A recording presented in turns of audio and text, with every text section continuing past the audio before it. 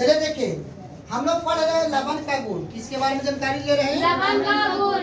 लवण का गुण। और ये परीक्षा के दृष्टि से बहुत भी आई है। जानिए, यहाँ पूछे जाएंगे परीक्षा में कि प्रबल अम्ल एवं प्रबल भस्म से बने लवणों का जलीय विलयन उदासीन होता है। क्या होता है? उदासीन। जिसका पीएच मान 7 के बराबर होता है। उदासीन का पीएच मान 7 के बराबर होता है।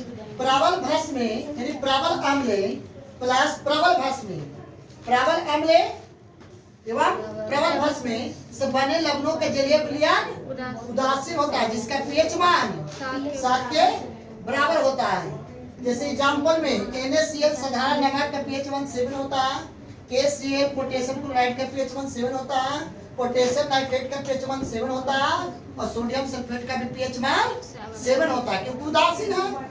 कोई दिक्कत? पॉइंट नंबर सेकेंड, प्रबल अम्ल एवं दुर्बल भस्म से बने लवणों का जलीय विलयन अम्लीय होता है। यदि प्रबल अम्ल रहेंगे, दुर्बल भस्म रहेंगे, इन दोनों से बने लवणों का जलीय विलयन अम्लीय होता है। कैसा होता है जी? अम्लीय। अम्लीय यानी प्रबल अम्ल प्लस दुर्बल भस्म, लवणों का जलीय विलयन कैसा बन जाएगा? अम्लीय। कैसा बनेगा? जिसका पीएच मान 7 से कम होगा। जिसका पीएच मान 7 से कम होगा। अम्लीय का पीएच मान 7 से कम होगा। जैसे एग्जांपल में अमोनिया क्लोराइड 7 से कम पीएच मान होता है। आयरन क्लोराइड यानी आयरन टेट्राक्लोराइड 7 से कम पीएच मान होता है ना। कॉपर सल्फेट का पीएच मान 7 से कम होता है। इसी प्रकार से TC और हो जाएंगे। आइए अब तीसरा पॉइंट नंबर देखिएगा। प्रबल देखिए सॉरी ध्रुवल अम्ल तथा प्रबल भस्म से बने लवणों का जलीय विलयन भास्मीय होता है।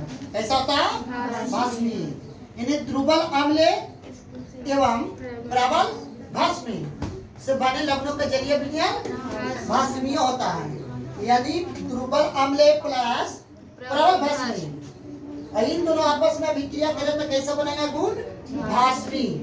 अब भास्मी का पीएच मान 7 से अधिक होता है। 7 से भस्म का पीएच मान 7 से अधिक होता है। जैसे एग्जांपल में सोडियम कार्बोनेट, धोने वाला सोडा का पीएच मान 7 से अधिक होता है। सोडियम बाइकार्बोनेट, खाने वाला सोडा का पीएच मान 7 से अधिक होता है। सोडियम एसीटेट, इसका भी पीएच मान 7 से अधिक होता है। सोडियम साइनेट, इसका भी पीएच मान 7 से अधिक होता है। कोई दिक्कत? ये बहुत भी आई है परीक्षा की दृष्टि से। ठीक है, चलिए।